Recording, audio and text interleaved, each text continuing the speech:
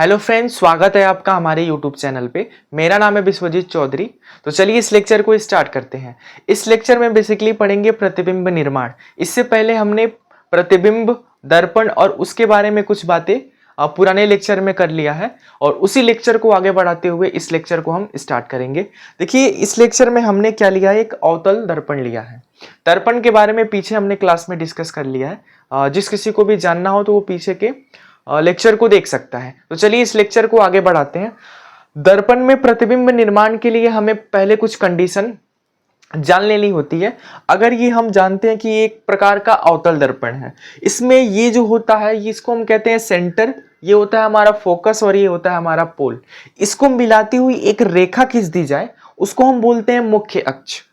फिर अगर हम बात कर लें कि इसमें हमें किस किस बिंदु पर ध्यान रखना है, तो पहला हमें ये बिंदु ध्यान रखना है कि अगर मुख्य अक्ष के समानांतर हम कोई एक रेखा खींचते, ध्यान से सुनिएगा एक एक केस, ये पूरी केस इंपॉर्टेंट है किसमें, प्रतिबिंब निर्माण में। तो पहला केस ये है कि अगर हम मुख्य अक्ष के समानांतर एक रेखा खींचे, ऊपर खींचे या नीचे खींचे, कहीं भी खींच सकते हैं।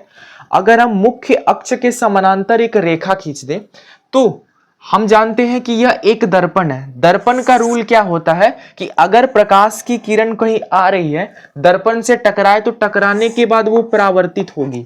तो ठीक कंडीशन यहीं पे है कि यहां से एक प्रकाश किरण आ रही है तो आकर के इस दर्पण से टकराएगी, तो टकराने के बाद ये परावर्तित होगी। ठीक है, ये आने वाली किरण है और ये जाने वाली किरण है। ये आ रही है तो ये आपतित किरण है और जा रही है तो ये परावर्तित किरण है। तो जब कभी हम मुख्य अक्ष के समानांतर एक किरण डालते हैं तो परावर्तन के पश्चात ये किधर जाती है, फोकस से। तो पहला पॉइंट यही है कि मुख्य अक्ष के समानांतर अगर हम किसी किरण को अवतल दर्पण पे आपतित करवाएं तो परावर्तन के पश्चात वो किधर से जाएगी, फोकस से जाएगी। पहला केस आप ये अच्छे से समझ लीजिए। दूसरा हम क्या देख लें कि अगर हम, इसका उल्टा भी हो सकता है, अगर हम इधर फोकस से किसी किरण को आपतित कराएं, फोकस से हम किसी किरण को आपतित करा रहे हैं तो इससे दर्पण से टकराएगी। दर्पण से टकराने के बाद वो क्या होगी, मुख्य अक्ष के समानांतर हो जाएगी। ये उसका उल्टा है।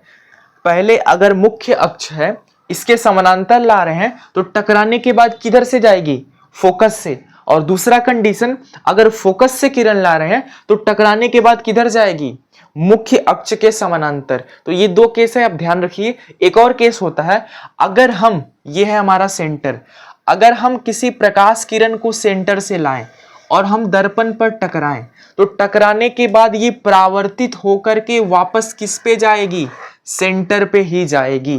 तो ये तीन केस बहुत ज्यादा जरूरी होता है दर्पण निर्माण के कंडीशन में। पहला केस क्या कि अगर हम मुख्य अक्ष के समानांतर प्रकाश की किरण को लाएं तो टकराने के बाद वो किधर जाएगी, फोकस से जाएगी। दूसरा, अगर हम फोकस से किरण को लाएं तो टकराने के बाद उस रेखा का क्या होगा, वो मुख्य अक्ष के समानांतर हो जाएगी। और तीसरा कंडीशन ये है कि अगर हम वक्रता केंद्र से प्रकाश की किरण को आपतित कराते हैं दर्पण पे तो वह परावर्तन के पश्चात वक्रता केंद्र से ही वापस लौट जाती है। तो ये तीनों कंडीशन आप बहुत अच्छे से ध्यान रखिएगा। प्रतिबिंब के निर्माण में ये तीनों कंडीशन बहुत ज्यादा महत्वपूर्ण होती है और इन्हीं कंडीशन के हिसाब से हम क्या करेंगे, प्रतिबिंब में, दर्पण में हम प्रतिबिंब निर्माण की स्थिति को अच्छे से पढ़ेंगे। तो चलिए आगे लेक्चर को हम आगे बढ़ाते हैं। आइए एक एक करके हम प्रतिबिंब निर्माण की स्थिति को पढ़ते हैं। जैसे कि अगर हम अवतल दर्पण में प्रतिबिंब निर्माण की स्थिति को जान लें तो हम जानते हैं कि ये पोल होता है, ये फोकस होता है और ये सेंटर होता है। और सेंटर के बाद जो होता है उसको हम अनंत मान लेते हैं। ठीक है, तो अगर हम देख लें कि हम प्रतिबिंब निर्माण की स्थिति को कैसे पढ़ सकते हैं, स्थिति को पढ़ने से पहले हमें दो चीज क्लियर होना चाहिए।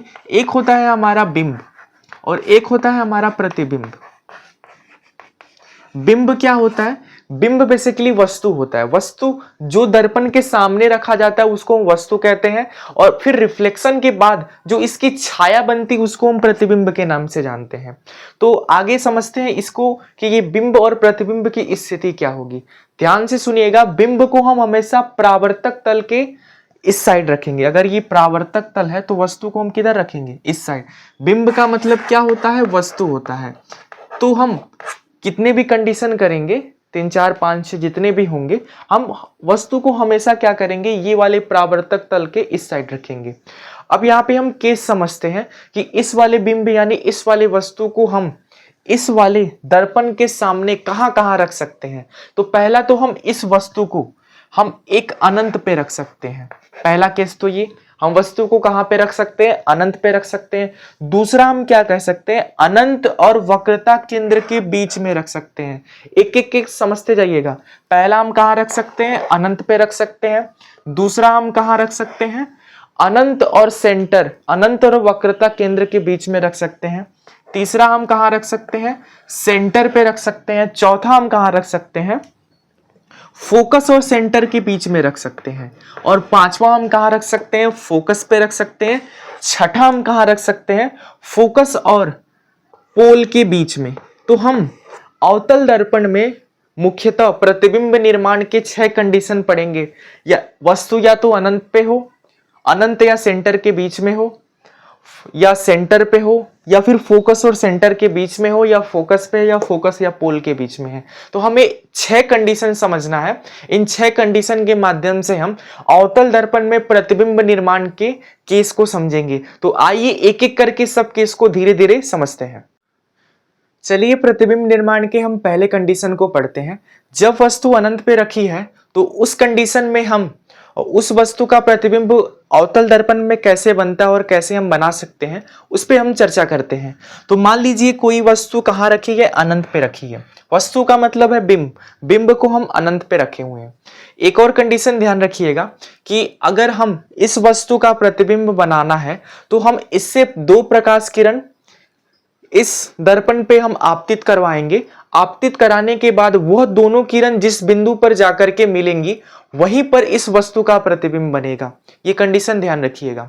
तो हम क्या करेंगे, सबसे पहले इस वस्तु से हमें कम से कम 2 किरणें गुजारने हैं इस पर, और इससे आपतित करवाने और आपतित कराने के बाद यह दोनों किरणें जहां पर भी काटेंगी वहां पर इस वस्तु का प्रतिबिंब बनेगा। तो पहली किरण हम क्या कर रहे हैं, इसकी हम फोकस से ऐसे गुजार रहे हैं।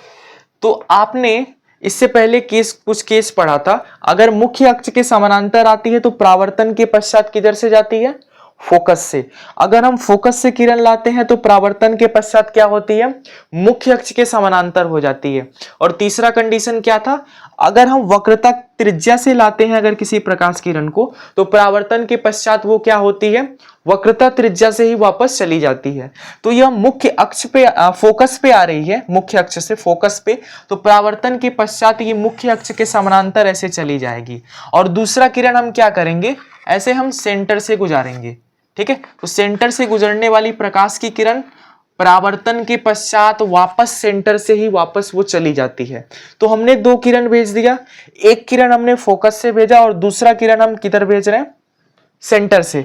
और ये दोनों किरणें जहां पर भी काटेंगी इस वस्तु का प्रतिबिंब वहीं पे बनेगा। तो इस कंडीशन में हमने देखा इस वस्तु का प्रतिबिंब कहां बना है, तो ये हमारा बना है फोकस पे। यानी अनंत पर रखी हुई वस्तु का प्रतिबिंब कहां बनता है, फोकस पे बनता है। तो पहला पॉइंट हम ये लिख सकते हैं, अनंत पर रखी वस्तु का प्रतिबिंब कहां बनता है, फोकस पे बनता है। फोकस पर बनता है। तो पहला हम देख सकते हैं अनंत पे रखी हुई वस्तु का प्रतिबिंब कहां बन रहा है, फोकस पे बन रहा है। दूसरा हम देखेंगे कि ये वस्तु है सीधी, और ये देखिए ये इसका तीर जो है ऊपर है और इसका तीर जो है वो नीचे है। यानी इस कंडीशन में इस वस्तु का प्रतिबिंब क्या बन रहा है, उल्टा बन रहा है। यानी इसका प्रकृति क्या होगी, ये प्रतिबिंब कैसा होगा, उल्टा होगा।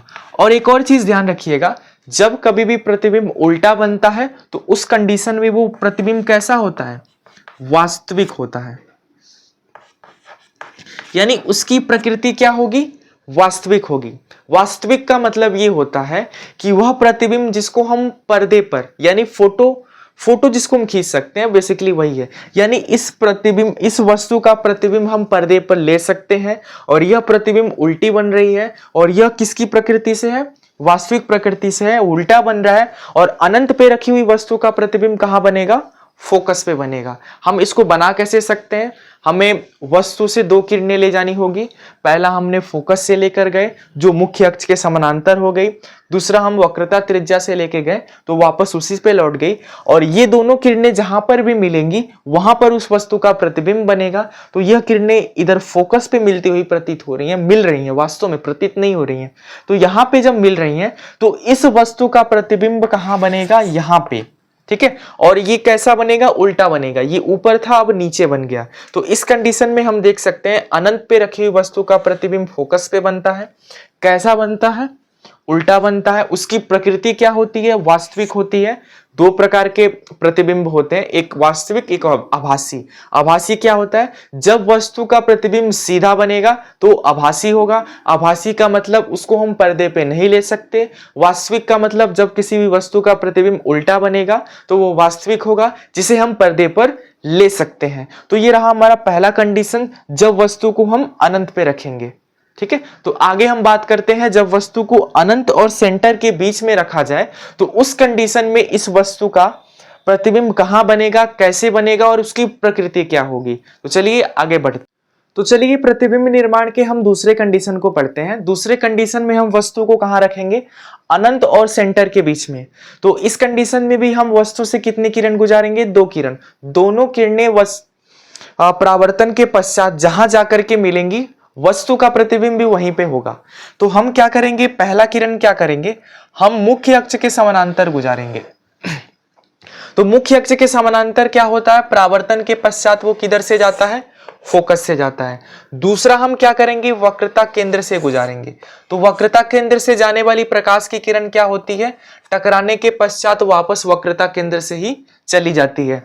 तो पहला हमने मुख्य अक्ष के समानांतर गुजारा जो फोकस से गई, और दूसरा हम इधर से गुजारे। तो ये इसका प्रतिबिंब कहां बनेगा? इसका प्रतिबिंब बनेगा सेंटर और फोकस के बीच में। यानी अनंत पे रखा हुआ प्रतिबिंब कहां बनेगा? फोकस पे बनेगा। और अनंत और सेंटर के बीच में रखा हुआ प्रतिबिंब कहां बनेगा? सेंटर और फोकस के बीच में बनेगा। अब इसके कंडीशन को देख लेते हैं। तो ये हम लिख सकते हैं कहां बनेगा? सेंटर व फोकस के बीच। दूसरा इसकी प्रकृति क्या देख सकते हैं? ये बनेगा हमारा उल्टा। तीसरा हम क्या देख सकते हैं? इसकी प्रकृति अगर उल्टा बना तो कैसा होगा? वास्तविक होगा कि आभासी? वास्तविक। तो उल्टा होगा तो कैसा बनेगा? वास्तविक। एक और चीज देख लेते हैं। यहां पे हमारा जो उल्टा प्रतिबिंब ये बन रहा है ना, ये वस्तु के साइज से छोटा होगा। इससे पहले भी हमने देखा था ना कि जब अनंत पे रखा हुआ वस्तु है तो अनंत पे रखा हुआ वस्तु का जो प्रतिबिंब होता है ना वो बहुत छोटा बनता है। उसी तरह यहाँ फोकस पे रखा हुआ जो प्रतिबिंब है, सॉरी अनंत और सेंटर के बीच में रखा है, इसका प्रतिबिंब क्या होगा? इसका प्रतिबिंब होगा छोटा। छोटा का मतलब क्या होगा? वस्तु से छोटा। ठीक है, और अनंत पे रखा हुआ प्रतिबिंब भी वस्तु से छोटा बनता है। ये चीज भी आप ध्यान रखिएगा। फिर हम अगले कंडीशन को देखते हैं। जब फोकस सेंटर पे रहेगा, जब वस्तु हमारा सेंटर पे रहेगा तो उस कंडीशन में वस्तु का प्रतिबिंब कैसे बनेगा। तो चलिए देखते हैं कि जब हमारा वस्तु कहाँ पे हो? सेंटर पे हो। तो जब सेंटर पे होगा तो उस कंडीशन में हमारा प्रतिबिंब कैसे बनेगा उसको देखते हैं। तो देखिए, इससे भी हमें, इस वस्तु से हमें प्रतिबिंब बनाना है तो इससे भी हम दो किरण इस पे आपतित कराएंगे। तो पहला जब हम इसका क्या करते हैं? मुख्य अक्ष के समानांतर आपतित कराते हैं तो वो किससे जाएगा? फोकस से चला जाएगा। दूसरा जब हम फोकस से कराते हैं तो क्या होगा? मुख्य अक्ष के समानांतर हो जाएगा। यानी ये दोनों किरणें कहां पर काटेंगी? ये दोनों किरणें हमें यहां पे सेंटर पे काटती हुई दिखेंगी। यानी जब कभी भी सेंटर पे रखा हुआ प्रतिबिंब होता है, सॉरी, जब कभी सेंटर पे वस्तु को रखते हैं तो उसका प्रतिबिंब कहां बनता है? सेंटर पे ही बनता है, लेकिन उल्टा बनता है। यानी इसका हम बोल सकते हैं ये कहां बनेगा? सेंटर पर ही। ठीक है, उसकी कंडीशन क्या होगी? वो बनेगी उल्टा। फिर अगर उल्टा बना तो उसकी प्रकृति क्या होगी? वास्तविक। और हम एक और चीज देख सकते हैं कि यहाँ पे जो कंडीशन है ना, ये थोड़ा डायग्राम थोड़ा सही कर लीजिएगा आप, क्योंकि चाक से बना रहा हूँ तो एकदम मेजरमेंट अच्छे से नहीं हो रहा है।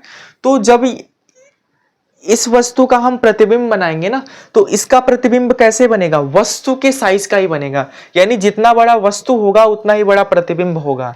यानी हम बोल सकते हैं वस्तु के बराबर प्रतिबिंब। ठीक है, तो अभी तक हमने 3 केस पढ़ा। पहला केस क्या था, जब वस्तु अनंत पे रहेगी तो उसका प्रतिबिंब कहां बनेगा, फोकस पे बनेगा। दूसरा, जब अनंत और सेंटर के बीच में होगा तो उसका प्रतिबिंब कहां बनेगा, फोकस और सेंटर के बीच में। और जब हमारा वस्तु सेंटर पे होगा तो उसका प्रतिबिंब कहां बनेगा, सेंटर पे ही बनेगा। और तीनों कंडीशन में वस्तु क्या बनेगा, वस्तु का प्रतिबिंब क्या बनेगा, वास्तविक बनेगा, उल्टा बनेगा। 2 कंडीशन में छोटा था, 1 कंडीशन में वस्तु के बराबर ही रहेगा।